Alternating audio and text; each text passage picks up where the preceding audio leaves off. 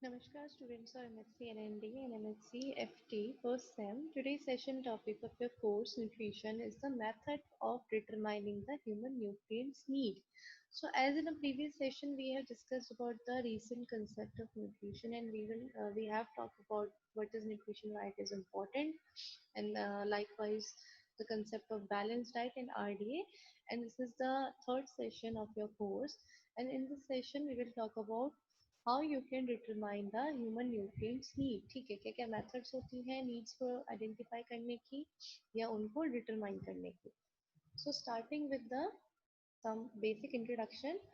As जब हम needs की बात करते हैं, न्यूट्रिएंट्स की बात करते हैं, तो हम मेनली किसकी बात कर रहे हैं? फूड की बात कर रहे हैं। तो फूड क्या है आपका? हमें जितने भी न्यूट्रिएंट्स मिल रहे हैं, जो भी हमारी नीड्स फुलफिल हो रही है, वो थ्रू हमारा डाइट या थ्रू हमारी फूड फुलफिल हो रही है। तो फूड की हम बात करेंगे यहाँ पे। Food is the fuel source of a body that ingest undergo the metabolism to liberate energy required for the vital activities of the body। ठीक है, मतलब कि फूड क्या है आपका? आपका फ्यूल सोर्स है। फ्यूल मतलब कि आपका आपकी बॉडी को, जैसे हम अगर व्हीकल की बात करते हैं, जैसे हमारा कोई भी व्हीकल होता है तो व्हीकल में हम फ्यूल डालते हैं अपने, जैसे हम डीजल डालते हैं, पेट्रोल डालते हैं, तो व्हीकल क्या करती है? मूव होती है, वर्क करती है। लाइकवाइज बॉडी में आपका जो एज ए फ्यूल वर्क करता है वो कौन करता है? फूड करता है। ठीक है, तो फूड क्या कर रहा है इसमें? एक्सक्यूज मी, फूड इसमें क्या कर रहा है? फूड अपना मेटाबॉलिज्म हो रहा है फूड का, एंड देन फूड क्या कर रहा है? अपनी एनर्जी लिबरेट कर रहा है कि आपकी बॉडी के वाइटल फंक्शंस परफॉर्म हो सके। The second point is man consume energy to meet the fuel demands of the three ongoing process in the body। ठीक है, मतलब कि क्या है कि जब भी हम कभी फूड इनटेक करते हैं, एनर्जी लिबरेट होती है, तो वो क्यों होती है? क्या मतलब है उसका लिबरेट होने का? क्यों एनर्जी हमें चाहिए होती है? बिकॉज हमारी बॉडी में एज ह्यूमन बॉडी में आपके तीन आपके ऐसे ऑन गोइंग प्रोसेस हैं जो आपके through out day and night चलते रहते हैं। ठीक है, your first process is your BMR, that is your basal metabolic rate. The second process is your specific dynamic action, that is SDA. The third is your physical activity। ठीक है, तो for these three ongoing process हमें क्या चाहिए होती है? Energy चाहिए होती है। और वो एनर्जी कहाँ से आती है? फूड से आती है। ठीक है, तो अभी हम यहाँ बात करेंगे फर्स्ट आपकी बीएमआर की। बीएमआर क्या होता है आपका? minimum amount of energy required by the body to maintain life at complete physical and mental rest in post absorptive state। मतलब बीएमआर क्या होता है आपका? जब हमारी बॉडी कंप्लीट रेस्ट पे होती है, लाइक जैसे फॉर एग्जांपल जब आप सोते हैं हम, ठीक है, जब हम स्लीपिंग स्टेज पे हैं, हम पोस्ट एब्जॉर्प्टिव स्टेज पे हैं, तो वहाँ हमारी बॉडी क्या है? कंप्लीट मेंटल और कंप्लीट फिजिकल रेस्ट पे है। तो ठीक है, हम लोग सोए हैं, हमारा मेंटल रेस्ट चल रहा है, फिजिकल रेस्ट चल रहा है, हम मूव नहीं कर रहे, बट जो बॉडी के वाइटल ऑर्गन्स हैं वहाँ तो काम चल ही रहा है ना। हार्ट बीट हो रही है, किडनी फंक्शन कर रही है, लंग्स फंक्शन कर रहे हैं, तो वो सब जो वाइटल फंक्शंस हैं उनके लिए जो एनर्जी चाहिए होती है उसको हम क्या कहते हैं? बीएमआर कहते हैं। तो बीएमआर क्या है आपकी? माइंड सबसे मिनिमम अमाउंट ऑफ एनर्जी है which is required when you are in complete rest. ठीक है, सेवरल फंक्शंस आपके परफॉर्म करती है बॉडी बेसिक कंडीशन पे, जैसे कि आपकी हार्ट वर्किंग होती है, अदर ऑर्गन्स की। ठीक है, हार्ट की भी वर्किंग हो रही है, उसके साथ साथ अदर ऑर्गन्स भी चल रहे हैं आपके, आपकी नर्व इम्पल्सेस चल रही हैं, आपकी रीनल ट्यूब्यूल्स चल रही हैं। ठीक है, तो मतलब ऐसे ही आपके बहुत सारे फंक्शंस बॉडी रेस्ट पोजीशन पे भी परफॉर्म करती रहती है। And so that for the basic functions क्या होता है? हमें एनर्जी की रिक्वायरमेंट होती है विच इज योर बीएमआर। अब हमने बात करनी है इस टॉपिक में कि हम कैसे कैसे एनर्जी न्यूट्रिएंट्स की नीड को आइडेंटिफाई करें। तो बीएमआर आइडेंटिफाई करने का मतलब है, इसका कुछ फॉर्मूले होते हैं। ठीक है, बाय दैट्स फॉर्मूला हम बीएमआर कैलकुलेट करते हैं। पहली चीज, बीएमआर जो होता है कुछ कंडीशंस पे डिपेंड करता है। जैसे अगर आप मेल फीमेल का बीएमआर अलग होगा, बॉडी टाइप है डिफरेंट, इसलिए उनका बीएमआर भी डिफरेंट होगा। एज ग्रुप में देखा जाए तो भी आपका बीएमआर डिफरेंट होता है। जो यंग बच्चे होते हैं, जो आपके यंग चिल्ड्रंस होते हैं, उनका बीएमआर ज्यादा होता है as compared to old old age. ठीक है, अगर आप आपकी कंडीशन कैसी है, आप किस कंडीशन में रह रहे हैं, अगर आप बहुत ही ह्यूमिड इन्वायरमेंट में रहते हैं या समर इन्वायरमेंट में रहते हैं, वहाँ आपका बीएमआर क्या होता है, कम होता है। और जैसे अगर आप कोल्ड क्लाइमेटिक कंडीशन में रहते हैं या आप थोड़ा बहुत आप ट्रॉपिकल रीजन से दूर रहते हैं थोड़ा, तो वहाँ आपका बीएमआर क्या होता है, ज़्यादा होता है। ठीक है, तो ये कुछ आपकी बेसिक तो मतलब फैक्टर्स होते हैं इसमें बीएमआर आपका क्या होता है, इफेक्ट होता है। हम यहाँ बात करेंगे कि बीएमआर फाइंड करने का आपका बेसिक फार्मूला क्या है। ठीक है, तो मेन और वुमेन दोनों के लिए डिफरेंट डिफरेंट फार्मूला है, as you can see in this slide. BMR अगर हम वुमेन का देखते हैं तो यहाँ कुछ स्टैंडर्ड वैल्यूज हैं, ये न्यूमेरिक वैल्यूज आपकी सेम रहती हैं। वुमेन्स के लिए आपकी 655 plus 9.6 into weight in kilos. ठीक है, जो आपकी जो फीमेल का वेट होगा वो किलोज में, and then this will gonna plus with 1.8 into height in centimetre. ठीक है, and minus with 4.7 into age in years. ठीक है, तो ये आपका क्या है, पूरा फॉर्मूला है फॉर फीमेल्स बीएमआर आइडेंटिफाई करने का। तो जो आपकी न्यूमेरिक वैल्यू है, जैसे कि आपकी 655, 9.6, ये सब आपकी क्या है, स्टैंडर्ड वैल्यूज है, ये आपकी चेंज नहीं होती है। आपकी चेंज क्या होती है, जैसे वेट चेंज होता है। अब अगर मेरा वेट डिफरेंट है, आपका किसी का वेट डिफरेंट है, तो वहां पर आप ये वेट डिफरेंट हो जाएगा। ठीक है, हाइट सबकी डिफरेंट होती है, एज सबकी अलग हो सकती है, तो वहाँ वहाँ उसका क्या होगा, फिर इन वैल्यूज में फ्लक्चुएशंस आएंगे। पर जो स्टैंडर्ड वैल्यूज है वो वैसे की वैसी ही रहती है। लाइकवाइज मेल्स में भी देखा जाए तो आपका सेम वही है, आपकी स्टैंडर्ड वैल्यूज होती हैं। ठीक है, बाकी आपका weight in kilos, height in centimetres, ये सब चेंज हो जाता है। अब अगर आप फीमेल और मेल का कंपेयर करोगे तो आपको बहुत चेंजेस देखेंगे, जैसे कि यहाँ पे 9.6 है, वहाँ आपका 13.7 है आपका वेट इन किलोज के उधर। ठीक है, जस्ट उसका डबल। फिर आपका हाइट में भी आप देखोगे तो हाइट में भी मेन का क्या है, 5 है, और फीमेल्स का क्या है, 1.8 है। और ऐसे ही आपका एज में भी डिफरेंस है। ठीक है, तो ऐसे हम क्या करते हैं, मेट्रिक आपका बीएमआर जो होता है वो फाइंड आउट करते हैं। Then your second one is your Harris Benedict formula. ठीक है, तो एक बेनेडिक्ट का आपका फॉर्मूला था आपका इसमें, ये भी आपका मतलब एक अगर हम पता लगाए फिजिकल एक्टिविटी के लिए, फिजिकल एक्टिविटी क्या होती है, मतलब कि आपका वर्क प्रोफाइल क्या, आपकी सेडेंट्री वर्क है, आपका हार्ड वर्क है। ठीक है, आप मतलब ज्यादा काम करते हैं, मतलब हर पर्सन का अपना अपना फिजिकल वर्क होता है। ठीक है, तो to determine the total daily calorie needs in kilo calories, ठीक है, multiplying the BMR by appropriate activity can be done. ठीक है, तो बेनेडिक्ट ने, एक आपके हैरिस बेनेडिक्ट नाम के साइंटिस्ट थे, तो इन्होंने क्या करा था, इन्होंने मतलब डेली की कैलोरीज कैलकुलेट करने के लिए कि आपकी डेली कितनी नीड होनी चाहिए कैलोरीज की। ठीक है, वो कैसे हम आइडेंटिफाई कर सकते हैं, इन्होंने फॉर्मूला बनाया था। फॉर्मूला इन्होंने कैसे बनाया है, तो ये फॉर्मूला आपका क्या होगा कि जो आपकी जो नीड होगी वो आपकी मल्टीप्लाई होगी बीएमआर से। ठीक है, और इसमें आपका जो एप्रोप्रिएट एक्टिविटी फैक्टर है वो देखा जाएगा। ठीक है, एक्टिविटी फैक्टर क्या होता है, मतलब कि जैसे आप यहाँ पे देखना, फॉर एग्जांपल आपका फर्स्ट देखते हैं सेडेंट्री। सेडेंट्री क्या होता है आपका, जहाँ पर आपकी बिल्कुल भी ज्यादा कोई एक्सरसाइज नहीं है, आपका सिटिंग वर्क है, आपको चेयर टेबल में बैठ के काम करना है। ठीक है, दिन भर, जैसे आप लोगों की वर्क स्टाइल है, as we can say students comes under sedentary, because आपके पास घर पे इतना कोई खास काम नहीं है। जो लोग करते हैं उनकी अलग बात है, पर अगर हम वैसे बात करें तो उनका इतना कोई काम नहीं है।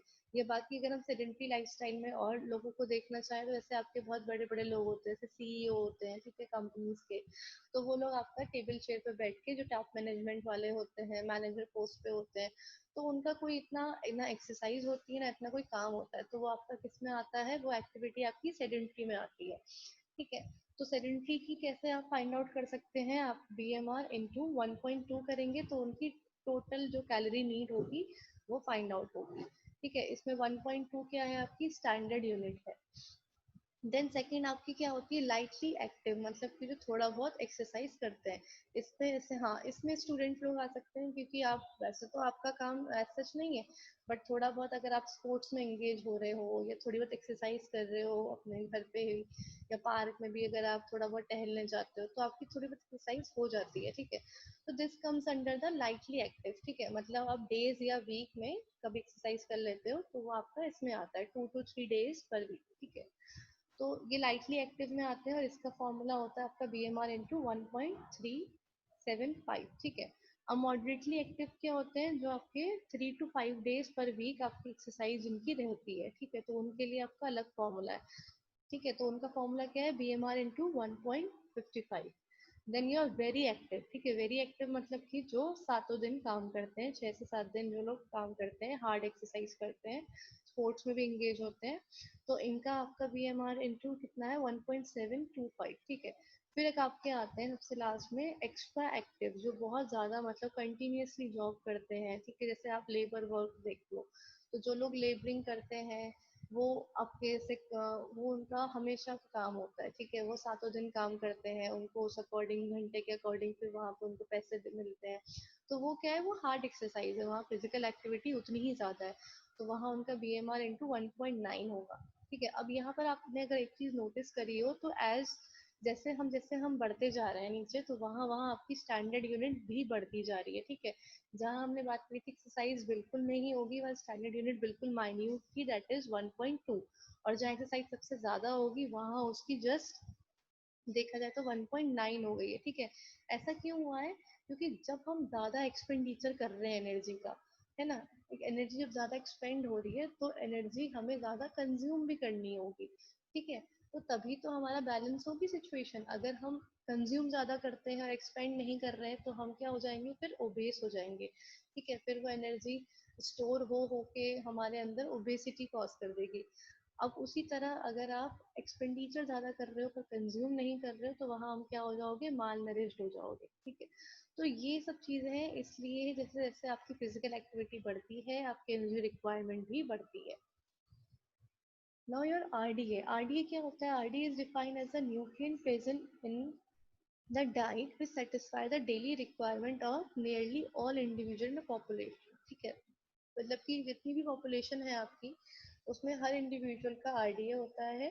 तो RDA क्या होता है, मतलब कि आपकी डेली रिक्वायरमेंट कितनी होनी चाहिए पर्टिकुलर न्यूट्रिएंट की आपकी डाइट में, ठीक है। अब कुछ कुछ फैक्टर्स क्या होता है, RDA इफेक्ट होते हैं जिनसे, जैसे कि आपका एज, जैसे आप देखा होगा आपने RDA की टेबल होती है, तो हर एज ग्रुप का RDA भी डिफरेंट होता है, ठीक है। देन सेकंड फैक्टर आपका क्या होता है, जेंडर और योर सेक्स, ठीक है। तो जैसे हम देखते हैं कि मेल्स का RDA डिफरेंट होता है, फीमेल्स का अलग होता है, ठीक है। तो ऐसे ऐसे आपके RDA आपका जेंडर से भी क्या होता है, इफेक्ट होता है। Then third is your physical work, जैसे हमने भी बात करी थी बेनेडिक्ट फॉर्मूले में, सेडेंटरी लाइफस्टाइल का RDA बहुत अलग होगा, मॉडरेट का अलग होता है, हैवी का अलग होता है, ठीक है। तो इससे भी आपका RDA इफेक्ट करता है। Fourth is your physiological stress, मतलब कि प्रेगनेंसी लैक्टेशन के टाइम पर भी आपकी RDA वैल्यूज क्या होती है, चेंज होती है। नाउ द एनर्जी रिक्वायरमेंट, अब हमने बात करनी है कि आपकी जो न्यूट्रिएंट्स की नीड है हम कैसे उसको आइडेंटिफाई कर सके। अभी तक तो हमने BMR के थ्रू और हैरिस बेनेडिक्ट के थ्रू करा था। अभी हम एनर्जी रिक्वायरमेंट्स कैसे आइडेंटिफाई कर सकते हैं, इसके लिए आपका फिजिकल एक्टिविटी रेशियो करके एक आपका चार्ट होता है, ठीक है। फिजिकल एक्टिविटी रेशियो क्या होती है, इक्वेशन होती है आपकी, जो डिपेंड करती है, expressed as the ratio of the energy cost of a individual activity per minute to the cost of the basic metabolic rate per minute, मतलब कि जैसे as you can see in this formula, ठीक है। PAR मतलब आपका physical activity ratio क्या है, ये आपका energy cost of an activity per minute, ठीक है। मतलब पर मिनट आपकी एक्टिविटी की एनर्जी कॉस्ट क्या जा रही है, divided by the energy cost of BM BMR जो आपका बेसिक मेटाबॉलिज्म है वो पर मिनट कितना है, ठीक है। तो ऐसे आपकी एनर्जी की रिक्वायरमेंट निकलती है कि आपको कितनी एनर्जी लेनी चाहिए, आपकी फिजिकल एक्टिविटी का रेशियो निकलता है इससे। Then your second one is your protein requirement. अब प्रोटीन की रिक्वायरमेंट कैसे पता लगाएं कि बॉडी में कितनी होती है, तो इसके लिए आपके 3 रेशियो होते हैं। First is your net protein utilization, second is your gross protein value, third is your net protein ratio, ठीक है। तो इनके भी अपने अपने फॉर्मूलेज होते हैं। अगर हम बात करें पहले वाले की, that is your net protein utilization, NPU कहते हैं इसको। तो इसका formula as you can see in the screen, NPU is equal to body N of test group. N क्या है यहाँ पे, एन यहाँ पे नाइट्रोजन है, ठीक है। जैसे आप अभी बायोकेमिस्ट्री पढ़ेंगे तो आपको पता चलेगा कि प्रोटीन का एक कंपाउंड होता है नाइट्रोजन, ठीक है। तो यहाँ पे उसी की नाइट्रोजन की बात करी है। अब हम प्रोटीन को आइडेंटिफाई कर रहे हैं, तो हम यहाँ नाइट्रोजन देखेंगे बॉडी में कितना नाइट्रोजन है, minus nitrogen, body nitrogen of protein group, ठीक है। तो हम टेस्ट ग्रुप की देखेंगे और फिर प्रोटीन ग्रुप की देखेंगे, then divided by nitrogen consume by the test group into 100/1, ठीक है। तो ऐसे आपका क्या आएगा, आपका नेट प्रोटीन यूटिलाइजेशन आएगा। Second is your net protein ratio, ठीक है। नेट प्रोटीन रेशियो कैसे देखते हैं हम, weight gain in weight group of test diet, ठीक है। टेस्ट डाइट मतलब जो हमने डाइट दे रहे हैं उसको, उसमें कितना उसका वेट कितना बढ़ा है, ठीक है, कितना गेन हुआ है, minus weight loss of group on protein free diet, मतलब कि जिनको हम बिल्कुल प्रोटीन नहीं दे रहे हैं उनका कितना वेट वहां पे लूज हुआ है, divide by total number of protein कितना कंज्यूम करा गया है इनटू 100/1, ठीक है। तो ऐसे आपका क्या निकलता है, net protein ratio. Then your third one is your gross protein value, that is your GPV. तो ग्रॉस प्रोटीन वैल्यू क्या होती है, जिसमें आपका ग्राम इंक्रीज होता है वेट पर ग्राम टेस्ट प्रोटीन में, ठीक है, divided by the gram increase in weight per gram casein, ठीक है। अब केसीन अगर आप लोगों को पता होगा तो केसीन आपका एक टाइप का प्रोटीन है, ठीक है, प्रोटीन ही आपका मिल्क प्रोटीन है, मिल्क में पाया जाता है ये प्रोटीन। तो यहाँ से हम क्या करते हैं, ग्रॉस प्रोटीन वैल्यू का पता लगाते हैं इनटू 100/1, 100/1 आपका तीनों में कॉमन रहता है, बाकी आपकी जो वैल्यूज है फॉर्मूला है वो आपका यहाँ पे चेंज होता है। सो ये आपका सिर्फ फॉर्मूला बेस्ड होता है, ये आपकी लैब में टेस्टिंग होती है आपका प्रोटीन की रिक्वायरमेंट चेक करने के लिए, ठीक है। तो बाय दिस फॉर्मूला हम ये आइडेंटिफाई करते हैं। So this is all with your third session, and this session is completed from my side. In case of any doubt, you may ask in your live class. And thank you for all.